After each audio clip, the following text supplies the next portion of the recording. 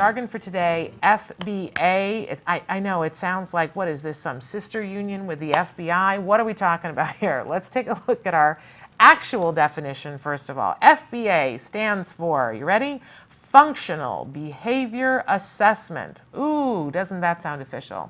It is a multi-step problem-solving assessment process designed to determine the function of a behavior. Well, ladies and gentlemen, woohoo, what does that have to do with me and how can I use this? How can this make my day better?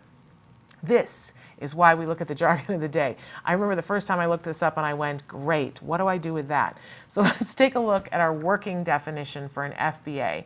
FBA, and this is only slightly better, an essential process that helps us understand why a challenging behavior is happening so that we can change it effectively. Okay. We are all engaged in behavior all the time, every day, every moment of the day. So are individuals who are on the autism spectrum.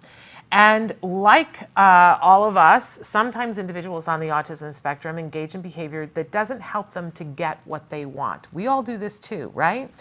And if we want to be able to help somebody, anyone on the spectrum, off the spectrum, to engage in the behavior that they want to do more often to get the things that they want, first we have to figure out why are they engaging in the negative behavior and what can we do to get them interested in engaging in the behavior that they need to do to make the progress, all right? Sort of like we always talk about the carrot and the stick, that sometimes you do something because you know you're going to get something for it, right? Even the negative behaviors that we all engage in, if we do it again and again and again, it's because we're getting some sort of personal paycheck from it. When we see a child who's on the autism spectrum who's flapping their hands or biting their hand or biting another child, we know that this is not random behavior. This is not happening because of autism. This is happening because there is some sort of a paycheck that they're getting for it. And until we know what the paycheck is, we are not going to be effective in changing that behavior. For instance, if a child is biting on their hand, it could be because their hand itches, or it could be because their tongue itches, right? And that the only thing that relieves that is chewing on something. It could be that they're doing it because they're getting attention when they do it. That the only way that they get the teacher's attention, the teacher is so busy doing everything under the sun, but when they bite on their hand, the teacher says, hey, Billy, don't do that, and comes over and spends a lovely moment with them. So I know I bite my hand, I get the attention that I need. It could be that they're doing it to get out of something. I'm biting my hand because as soon as I bite my hand, somebody comes over, takes everything away and takes me someplace else, and I get out of doing the activity that they were asking me to do. And it could be that they're doing it simply because it feels good. Right? There are so many other reasons why they could be biting their hand. But imagine if we try to get in and we say to ourselves, oh, they're doing it for attention without really having looked at it.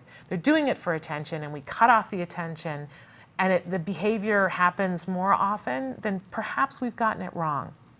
We would never, I always use the example of a car. When your car is doing something and it's making a funny noise, we don't take it in to the mechanic and say, I want you to totally change the engine, right? Because we may not need a new engine. We bring it in, we tell the mechanic, this is what I see happening. Then what does the mechanic do? The mechanic takes your car and drives it around, tries to recreate the moment in which it was happening, right? So that they can study it and look at it. They come back to you and they say, oh, you know, it's your radiator. You need a new radiator. This is what we're going to do to fix it. Same thing with a behavior, right? When we see a behavior that's happening that we go, okay, this is a problem, this is preventing us from getting to the progress, we call an expert. In this case, it would be a board-certified behavior analyst, just like your mechanic, right? So you go to your board-certified behavior analyst and you say, here's what I see happening. And they will ask you a bunch of questions just like the mechanic. This is the beginning of this FBA that they're doing, the functional behavior assessment. It starts with asking everyone questions. Then what does the mechanic do next? The mechanic drives it around, sees what the problem is, right? The same thing with the BCBA. They will try to see the behavior when it's happening so that they figure out why is the behavior happening.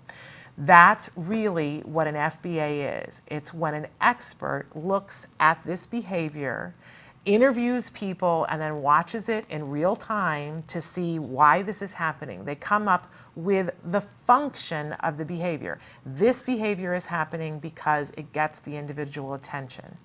If we try to change a behavior without knowing why it's happening, we run the risk of making the behavior worse, and in some cases that can be really dangerous. So why is an FBA powerful to you? For all of you who write in and say, the teacher sent home a note and said, my son is in detention, or my son hit another child, or my son isn't paying attention, and we don't know what to do because we're not there. The teacher is the person who's supposed to be telling us what they're doing, right? An FBA is what we ask for. This is how we cut through all of the shenanigans. We say to the school, we say to the teacher, hey, how about if we do an FBA on that behavior? You sent me a note, you said they're engaging in behavior, I'm asking for an FBA. Ask for it in writing. They will need to get their, we're getting into jargon land, right? They will need to get the BCBA that's on staff, but that BCBA will come in and help your teacher. They will interview the teacher, probably anyone else who is interacting with the child. They might even interview you, and then they will observe what's happening in the classroom. At the end, they will be able to give you a behavior intervention plan that's what's right for the child. You will get to the progress quicker. And isn't that what we all want? So this is why an FBA is your friend. Whenever you see a behavior, if it's happening at home, just ask your team that is working with you, why is this happening? Did we do an FBA on it? Can we do an FBA? If you're not working with a team, there is something that you can do on your own. There is a home-based version of it that's called the CIFA, and that is available to you in Skills, which we talk about. You can go to skills4autism.com. You can try the 14-day free trial, go into the behavioral section, do what they call the CIFA, which is a modified version of an FBA, so that you can try to figure out what the function of the behavior is. Skills will also help you to create the behavior intervention plan based on what you said in the CIFA. This is the way we get to progress. It's the first step. So ask for the FBA if it's happening at school. Ask for the FBA if you're working on a team at home. And if you don't have those things, you can do it in skills4autism.com. Behavioral tab, go into what they call the CIFA, and it will walk you through the entire thing. You will get to the progress.